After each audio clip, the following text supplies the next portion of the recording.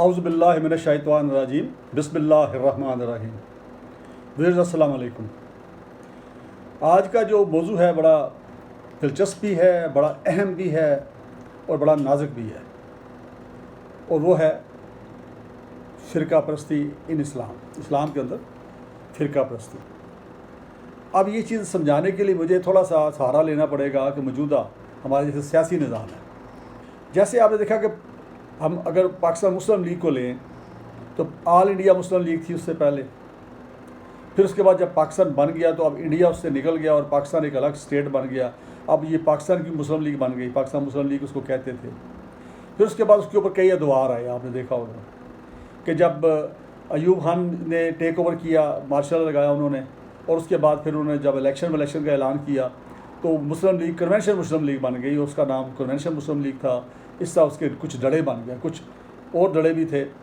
پھر اس کے بعد ہم نے ایک دیکھا کہ پاکستان مسلم لیگ قیوم گروپ, ایک قیوم خان ہوتے تھے, آپ کو یاد ہوگا KPK میں, اور وہاں پہ وہ گورنمنٹ میں بھی رہے ہیں, تو وہ ان کا ایک گروپ تھا. پھر اس کے بعد پھر آگے چلتے گئے تو آپ دیکھیں جنرل ضیاء صاحب کا زمانہ آیا.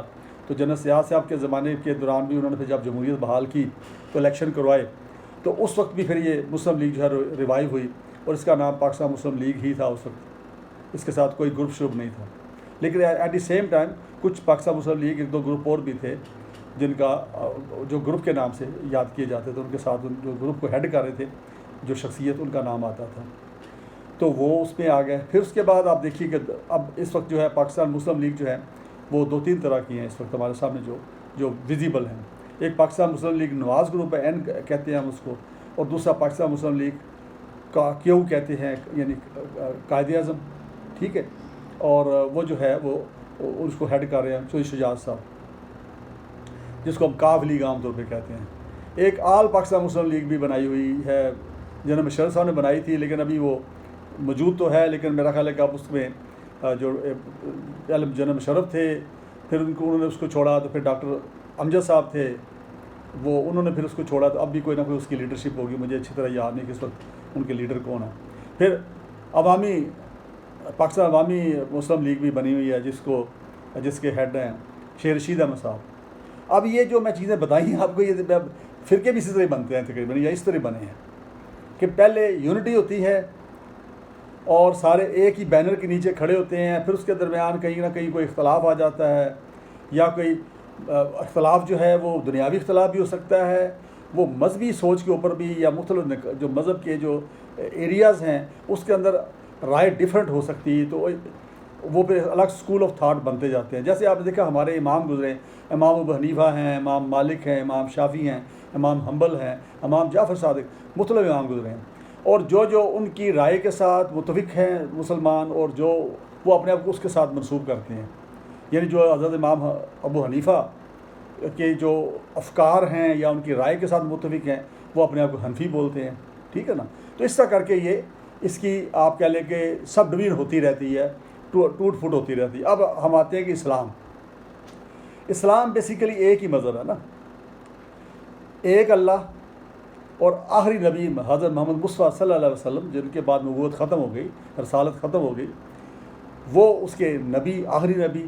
اور اس سے پہلے جو نبی اللہ تعالیٰ نے مختلف وقتوں میں بھیجے, جس میں حضرت عیسیٰ کا ذکر بھی آتا ہے, حضرت موسیٰ کا ذکر بھی آتا ہے, حضرت ابراہیم کا ذکر بھی آتا ہے, تو مختلف جو انبیاء کرام ہیں ان کا ذکر اس میں آتا ہے. قرآن پاک کے اندر بھی کئی ذکر ہے, تو وہ ان نبیوں کو بھی ہم مانتے ہیں, اور وہ جو کلام لائے تھے اللہ کا اس کو بھی ہم مانتے ہیں. تو اس کے یعنی مسلمان ہونے کے لیے ضروری ہے کہ آپ تمام انبیاء پہ ایمان لائیں گے, اور نبی محمد مصطفیٰ صلی اللہ علیہ وسلم پہ ایمان لائیں گے, اور ان کی ختم نبوت پہ بھی ایمان لانا ضروری, کیونکہ اس کے بعد آپ نے دیکھا بہت سارے شورش مچیش, بہت سارے ایسے آپ کہہ لیں کہ لوگ آئے, جھوٹے نبی بنے یا جو بھی کچھ ہے, تو اس لیے اس کے اوپر بھی یہ ایمان لانا ضروری ہے. پھر قرآن پاک پہ ایمان ہے, پھر ظاہر بات اللہ پہ تو ایمان ہے ہی ہے, اور یہ ساری چیزیں جو بنا کے ہمیں ایک مسلمان بناتی ہے. اور مسلمان کا مطلب کیا ہے؟ جو پیس چاہتا ہے, امن چاہتا ہے, محبت بانٹتا ہے ہر ایک کے لیے. اب یہ جو آغاز تھا نبی پاک کے زمانے میں, اس کے بعد خلفائے راشدین کے زمانے میں بھی ایک ہی مسلمان رہے, ایک ہی بینر کے نیچے, اور وہ سارے کوئی بھی یہ نہیں کہتا تھا کہ میں جی اہل سنت ہوں، میں اہل تشیع ہوں، کیونکہ کوئی فرقہ بنا نہیں تھا اس وقت تک۔ اس کے بعد جب خلفائے راشدین کا زمانہ آیا اور خصوصی طور پہ جب حضرت علی کرم اللہ وجہ جو ہیں وہ خلیفہ بنے، تو اس وقت پھر اختلاف ذرا پیدا ہوا۔ ایک طرف آپ نے دیکھا کہ جو ہے جو ایک تو خلافت پہ اختلاف پہلے چل گیا تھا، ٹھیک ہے، اور اس کے بعد امیر معاویہ نے اس پہ اختلاف کیا۔ وہ امیر معاویہ جو تھے وہ گورنر تھے ایک علاقے کے، تو انہوں نے کہا جی پہلے بدلہ لیں، حضرت عثمان غنی جو ہیں ان کی شہادت کا بدلہ لیا جائے۔ اس طرح کی جو باتیں تھیں وہ مختلف اس زمانے میں انسان ہماری طرح ہی کے تھے، جیسے ہم بھی اپنی اپنی رائے رکھتے ہیں، اور کئی بار ہم جوڈیشیس ہوتے ہیں، لیکن بہت ٹائم پہ ہم جوڈیشیس نہیں بھی ہوتے ہیں، جہاں پہ ہمارا اپنا مفاد ہوتا ہے ہم اس طرف ہو جاتے ہیں۔ تو وہ اس طرح کے تو ہم سے بہتر وہ انسان تھے، ظاہر ہے کہ اس میں بہت سارے صحابہ کرام موجود تھے اس وقت، اور وہ جنہوں نے نبی پاک کو اپنی آنکھوں سے دیکھا، ان کا سنا بھی، اور ان کی زیر تربیت انہوں نے آپ کہہ لیں کہ دین کی خدمت بھی کی، تو ہم سے بار بہتر تھے۔ لیکن اینی وے وہ کوئی اختلاف چلے ان کے، اور اس کے بعد پھر جو بھی ہے آگے وہ فرقوں میں تقسیم ہونا شروع ہو گیا سلسلہ، آغاز اسلام کے اندر فرقوں کی تقسیم کا چل پڑا۔ اب اس پہ مختلف لوگوں نے مختلف اوقات پہ کتابیں لکھی، رائٹرز ہیں۔ اب وہ جو رائٹرز ہیں، آپ دیکھیں کہ ہر رائٹر جو آج کل کے زمانے کے اگر رائٹرز کو ہم لے لیں، تو مجھے کوئی اگر شخص اچھا لگتا ہے تو میں جب بھی لکھوں گا میں اس کی تعریف لکھوں گا، اگر مجھے کوئی بندہ برا لگتا ہے تو میں اس پر تنقید کروں گا۔ مجھے اچھی طرح یاد ہے، میرے ایک بہت اچھے دوست ہیں، بڑے سینئر پروفیشنل ہیں، اچھا وہ ایک خاص جماعت کو پسند کرتے ہیں، سیاسی جماعت کو، ادروائز وہ جوڈیشیس ہوتے ہیں، ہر چیز کے بارے میں جب بھی ان کے ساتھ بات کبھی ہو یا بات کا موقع ملے تو ہمیشہ انہوں نے کوشش کرتے ہیں کوئی انصاف کریں اپنی رائے دیتے ہوئے۔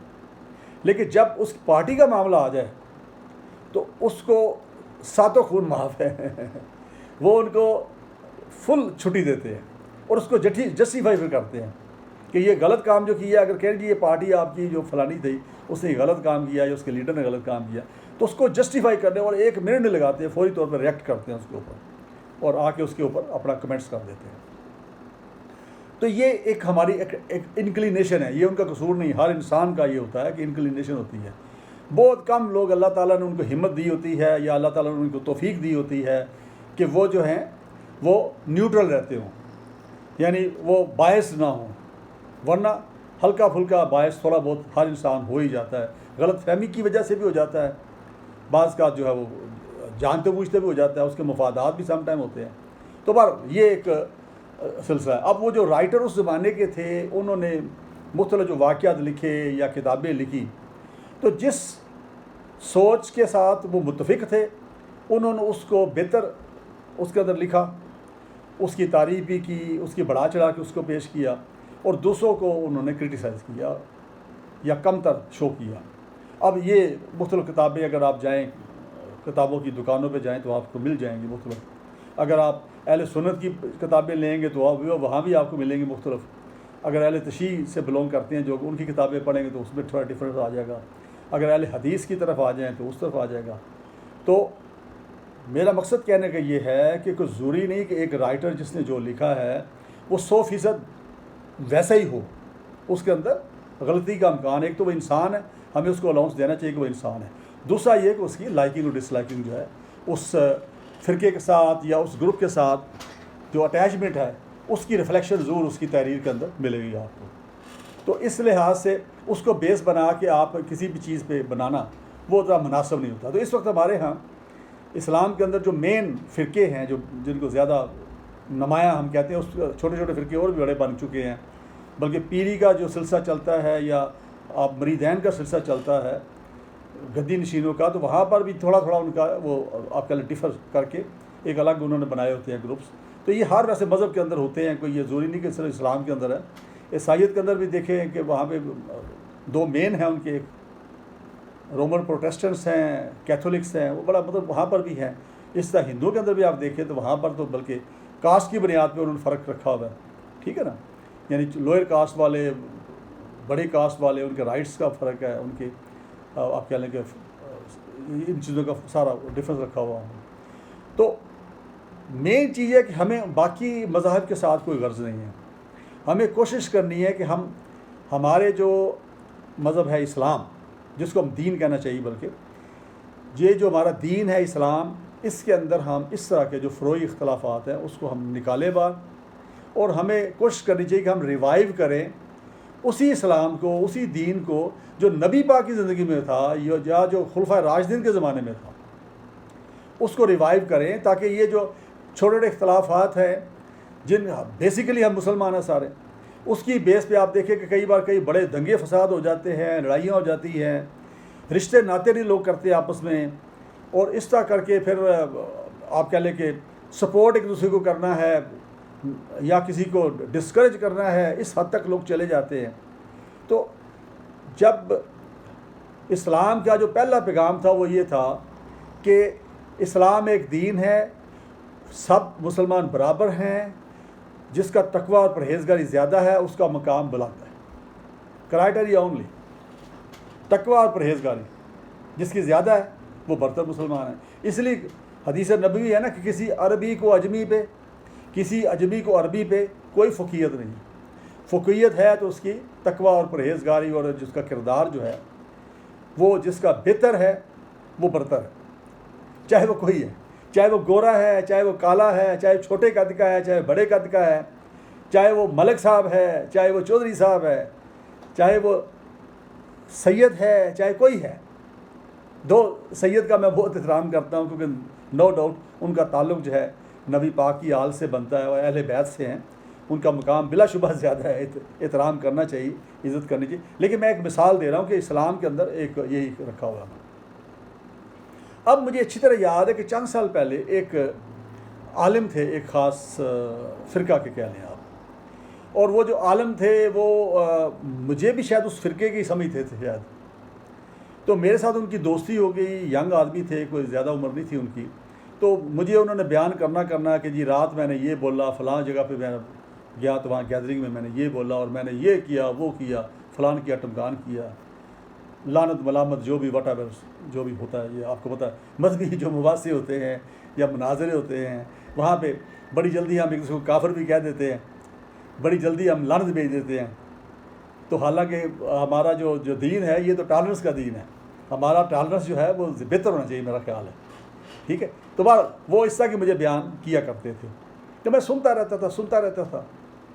پھر ایک دن میں نے ان کو کہا، میں کہ جی بات یہ ہے، اچھا وہی چیز میں کو ریلیٹ کروں گا اب یہاں آج کی بات کے ساتھ، اس لیے میں وہ واقعہ سنا رہا ہوں آپ کو، تو چونکہ واقعہ سنانے ذرا آسانی سے سمجھ آ جاتی ہے۔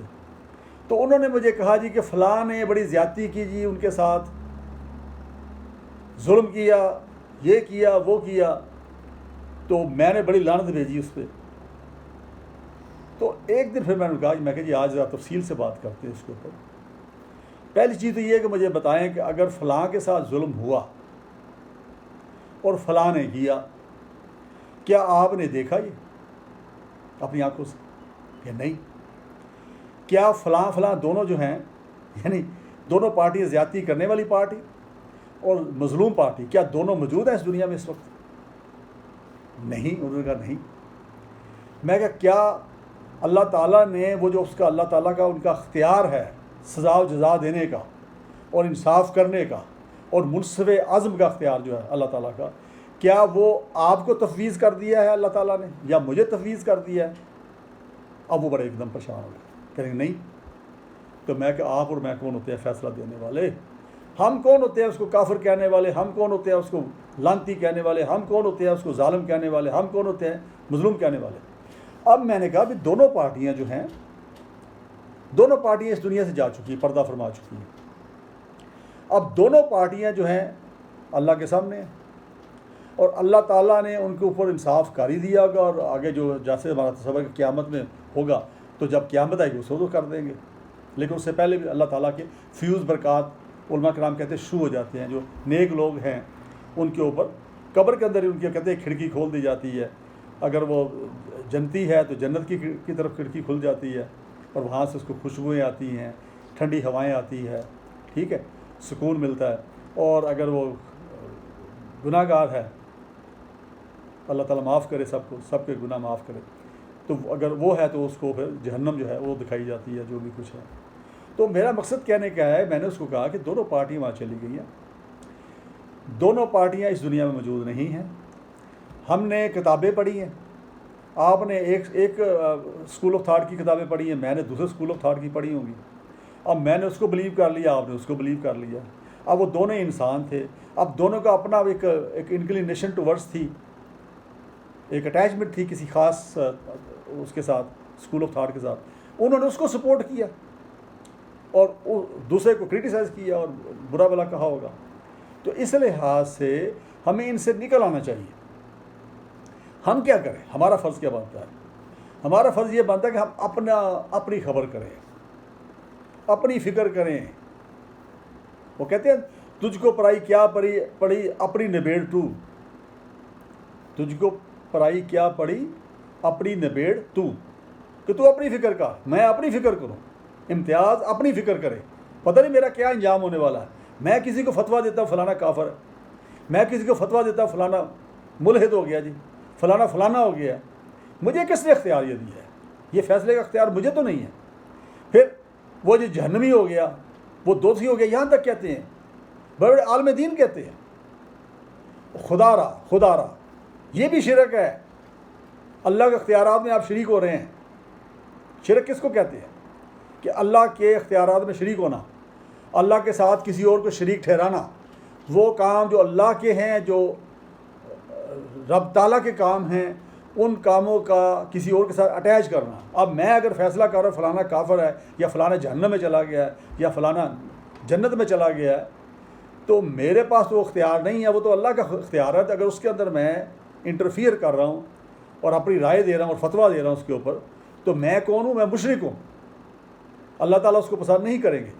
تو یہی چیز میں اب آج جو میں نے مثال دی، جو میں نے ان کو کہا، ان کے پاس جواب تو نہیں بنا. مطلب ان کا ایک خاص اپنا اسکول آف تھاٹ ہے، بڑا مشکل ہوتا ہے اس کو چھوڑنا.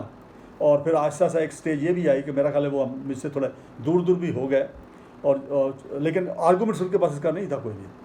اور آپ میرے عزیز و اقارب جو سن رہے ہیں اس وقت، جو میں یہ بات کہہ رہا ہوں، میرا خیال ہے آپ مجھ سے متفق ہوں گے کہ ہم جو ہیں یہ چھوڑ دیں کہ فلاں وقت نے فلاں صحابی نے فلاں صحابی کے ساتھ کیا کیا، فلاں کے ساتھ فلاں کیا ہوا. وہ ہو گیا. اگر برا کسی نے کیا تو اللہ کے پاس وہ پہنچ گیا، اللہ تعالیٰ اس کا بدلہ دیں گے. اگر کسی کے ساتھ ظلم ہوا ہے تو اللہ تعالیٰ ان کا اجر دیں گے اس کو، اور یقیناً دیں گے. ٹھیک ہے نا؟ تو اس لحاظ سے ہمیں آج جو ہے 1300 سال یا 1400 سال بعد یہاں پہ لڑنے کا فائدہ کوئی نہیں ہے. ہم اپنی خبر کریں، اپنی فکر کریں.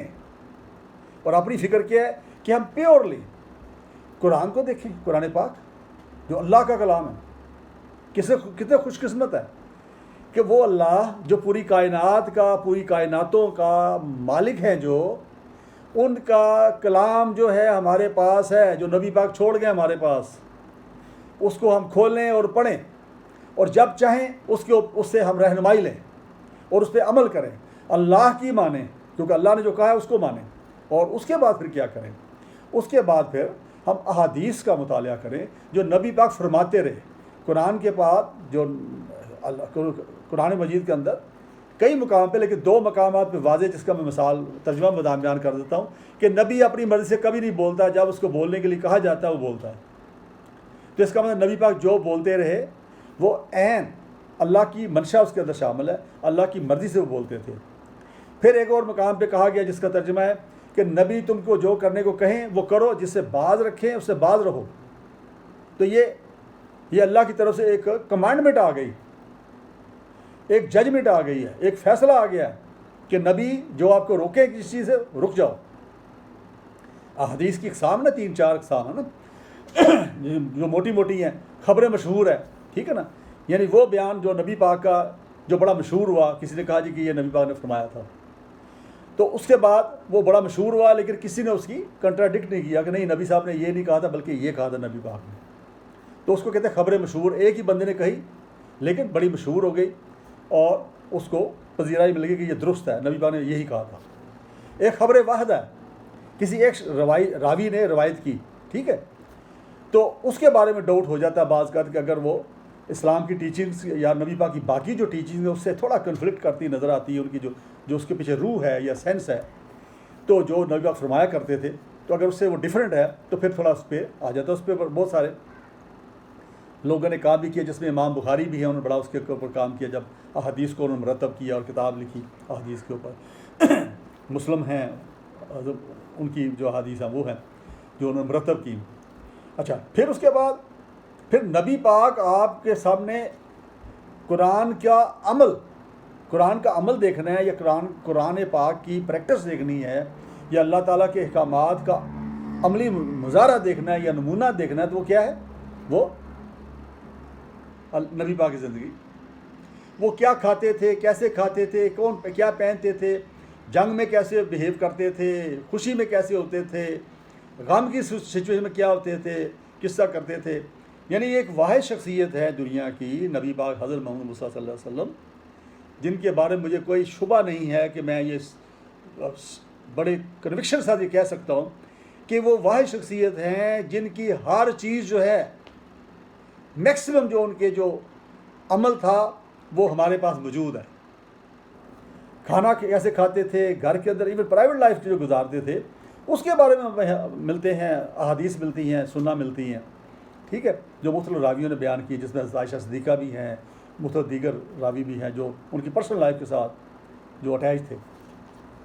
تو جنگ میں کیسے ہوتے، لباس کیسا پہنتے تھے، خوشی کیسے مناتے تھے، ٹھیک ہے، سفر کیسے کرتے تھے، ملازموں کے ساتھ یا غلاموں کے ساتھ کیسا سلوک تھا. پھر ان کو جب انہوں نے معاف کر کے اب غلاموں کو آزاد کر دیا تو ظاہر بات ہے کہ وہ غلامی کا تصور ہی ختم کر دیا نا. اور دشمن کے ساتھ کیسا برتاؤ تھا. فتح مکہ کے موقع پہ انہوں نے کیا برتاؤ کیا دشمن کے ساتھ. وہ پتھر کیسے توڑے جو دیوتا بنا کے رکھے ہوئے تھے خانہ کعبہ کے اندر، بت 360 بت جن کو نبی پاک نے خود گرایا. ٹھیک ہے، تو وہ سارا ایک واحد شخصیت ہے دنیا کی. آپ کوئی اٹھا کے دیکھ لیں، بے شک جدید زمانے کے لوگ بھی دیکھ لیں، کسی کی ذاتی زندگی، کسی کی عملی زندگی کے بارے اتنی ڈیٹیل کے ساتھ ہمیں کہیں نہیں ملتا جتنا نبی پاک کے بارے میں موجود ہے. تو اس کو پڑھیں. ٹھیک ہے، یعنی سیرت نبی پڑھیں اور اس کے بعد اس پہ عمل کریں. پھر چھوڑ دیں اختلافات، خدا را چھوڑ دیں، اس کا کوئی فائدہ نہیں ہے. کوئی نماز کیسے پڑھتا ہے، نماز تو پڑھتا ہے نا، پڑھنے دیں. جھکتا کس کے سامنے؟ اللہ کے سامنے جھک رہا ہے نا. اگر تو وہ کسی دیوتا کے سامنے جھک رہا ہے، اگر وہ کسی درخت کو پوج رہا ہے، اگر وہ سورج کو پوج رہا ہے، چاند کو پوج رہا ہے. ویسے تو ہم نے دیکھا پوجتے ہوئے، بندوں کو پوجتے ہوئے دیکھا لوگوں کو.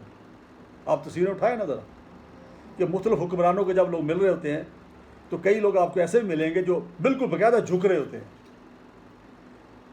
تقریباً سجدے کی حالت میں ہوتے ہیں وہ. ٹھیک ہے، کیونکہ انہوں نے دنیا سب کچھ سمجھ لی نا. تو مقصد کہنے کا یہ ہے کہ ہم یہ سارے جو ہمارے اختلافات ہیں ان کو ختم کریں. جو دنیا سے جا چکے ہیں ان کے اوپر ہم لعنت ملامت چھوڑ دیں، ان کا نام عزت سے لیں، چاہے کسی بھی مسلک والوں کے زیادہ فالوور کی ہستی ہیں یا جو بھی ہیں. تو اس کو جو ہے اس کو ہم برا بلا نہ کہیں، آپس میں محبت رکھیں، آپس میں محبت بانٹیں. اور جب بھی بات ہو حوالہ دیں، کس کا؟ قرآن پاک کا حوالہ دیں، احادیث کا حوالہ دیں، سنت کا حوالہ دیں، اس کا حوالہ دیں.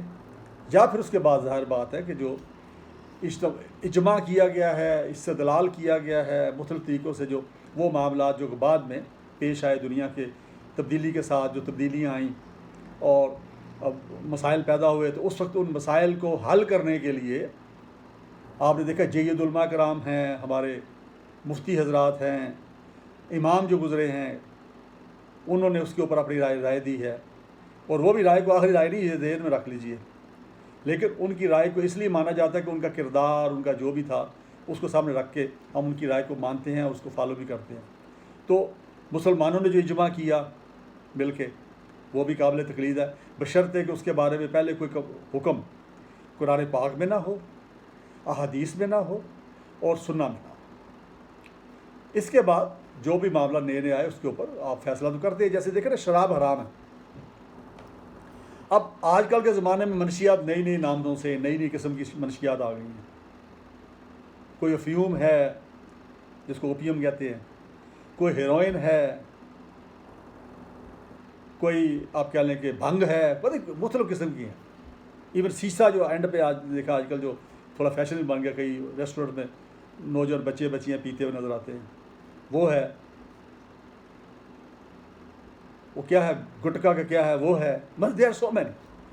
اب اگر ہم اس کے اوپر بات کریں کہ شراب جو ہے وہ کیوں حرام ہوئی، وہ اس کی وجہ یہ تھی کہ وہ سوچنے سمجھنے کی صلاحیت پہ اثر ڈالتی ہے. اس اصول کو سامنے رکھتے ہوئے ایسی تمام اشیاء جو ہمارے سوچنے سمجھنے کی صلاحیت پہ اثر ڈالتی ہوں، جو ساری منشیات ہیں، زیادہ ڈرگز ہیں، وہ ساری حرام ہے اس حساب سے. تو یہ ہے اصول وضع کر دیے گئے ہیں، اصول سامنے آ گئے ہیں. ان کے ساتھ ملا کے ہم اجماع کر سکتے ہیں، ہم استدلال کر سکتے ہیں، ہم قیاس کر سکتے ہیں، یہ ساری چیزیں موجود ہیں. لیکن خدا را ایک مسلمان بن جائیے، وقت آ گیا ہے، اختلافات دور کریں. تمام علماء کرام سے میں مؤدبانہ درخواست کروں گا کہ وہ ایک دوسرے کو قریب لائیں، بجائے اس کے کہ بیٹھ کے ایک کے اوپر کیچڑ پھینکیں، کنڈیم کریں، کرٹیسائز کریں، برا بلا کہیں. وہ آپ کو کہیں گے پھر تو کیا نتیجہ کیا ہوگا؟ پھر اختلاف رہے گا.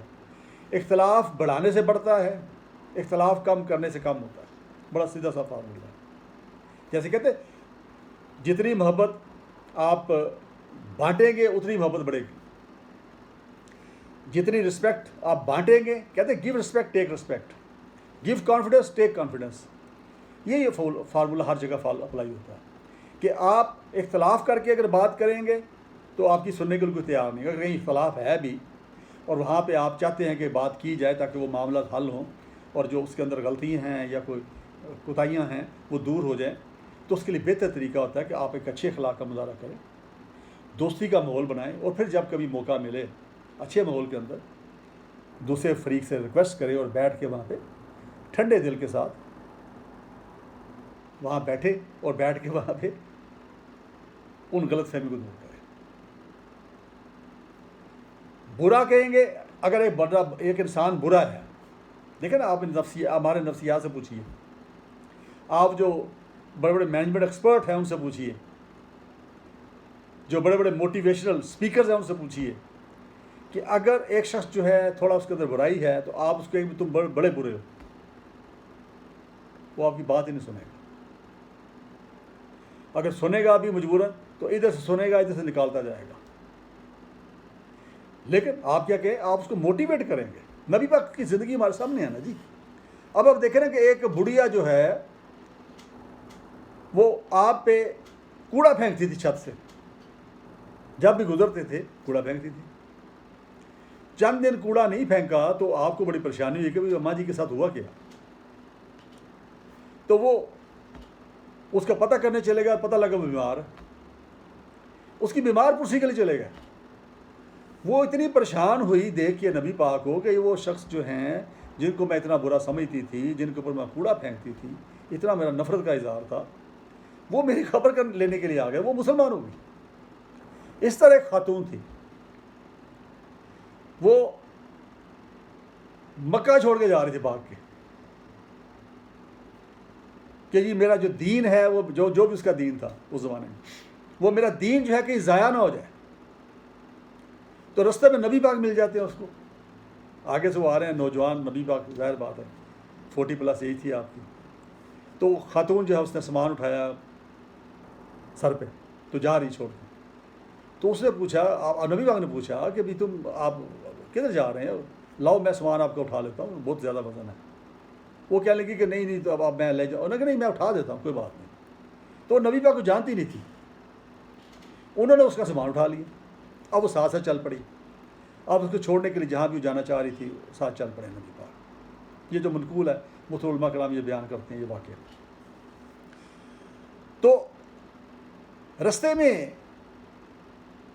پوچھا کہ تم یہ کیوں پریشان بھی بڑی ہو، بڑی سپیڈ میں جانا چاہ رہی ہو، بڑی جلدی چھوڑنا چاہ رہی ہو. وہ کہنے لگے کہ یہاں پہ ایک شخص ہے وہ لوگوں کا ایمان چھین لیتا ہے جو بھی اس کو ملتا ہے وہ مسلمان ہو جاتا ہے. اس کا نام محمد ہے اور وہ جس کو ملتے ہیں اس کا ایمان چھین لیتے ہیں. اور مسلمان بنا دیتے ہیں، اپنا ہم نوا بنا لیتے ہیں. تو میں اب ڈر گئی ہوں. میرا جو مذہب ہے، میری جو آخری عمر ہے، تو میں نہیں چاہتی کہ میں اپنے ایمان سے جاؤں اور اس حالت میں مروں. اس لیے میں یہ چھوڑ کے جاؤں. نبی پاک نے کوئی بات نہیں بری مانی، اور وہ جہاں تک اس نے جانا تھا وہاں پہنچے. اور جب سامان اتارا اس کا، تو وہ کہنے لگی کہ آپ کا کیا نام ہے؟ آپ بڑے اچھے آدمی ہیں، آپ نے میری بڑی مدد کی، تو آپ کا کیا نام ہے؟ تو آپ نے کہا میں وہی محمد. تو وہ وہی اس نے کلمہ پڑھا اور مسلمان ہو گیا. ٹھیک ہے، یہ ہے ان کا رویہ. ہم ان کے ماننے والے ہیں، ہم ان کے فالوورز ہیں.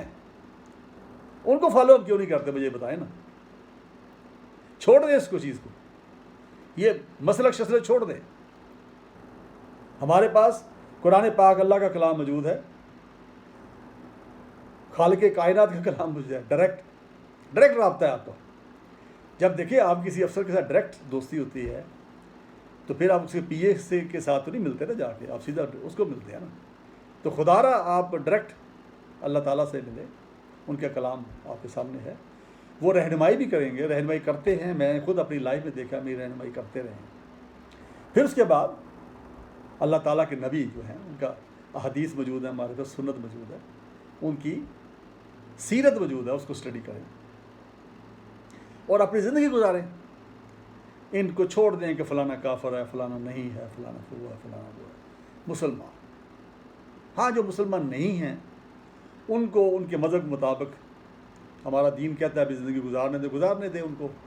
اگر آپ تبلیغ کر سکتے ہیں اور وہ تبلیغ سننے کے لیے تیار بھی ہیں، زبردستی نہیں، پیار محبت سے، تو ضرور کریں. کیونکہ تبلیغ کرنا انبیاء کا کام ہے اور بہت بڑی سعادت ہے. اور اگر آپ کسی کو مسلمان کر سکتے تو بے شک کریں، لیکن پیار سے موٹیویٹ کر کے. تو میں صرف یہی گزارشات کچھ کرنا چاہ رہا تھا کہ ہم اپنی جو توانائیاں، اپنے جو تعصب ہیں، جو بیس ہے ہمارے انسانی ہونے کے، انسان ہونے کے، اور بیسڈ اپون جو ہم جس گھر میں ہم پیدا ہوتے ہیں، جس فرقے کے گھر میں پیدا ہوتے ہیں، یا جو کتابیں ہم پڑھتے ہیں، ایک ہم رائے بنا لیتے ہیں، ہم اس کو چھوڑ دیں. ہم معاف کرنا سیکھیں. جس نے اگر کسی نے کسی کے ساتھ ظلم کیا تھا تو اس کو آپ تو معاف کر رہے ہیں، چونکہ آپ کے سامنے ہوا ہی نہیں، نہ ہی آپ کے ساتھ اس نے ظلم کیا ہے.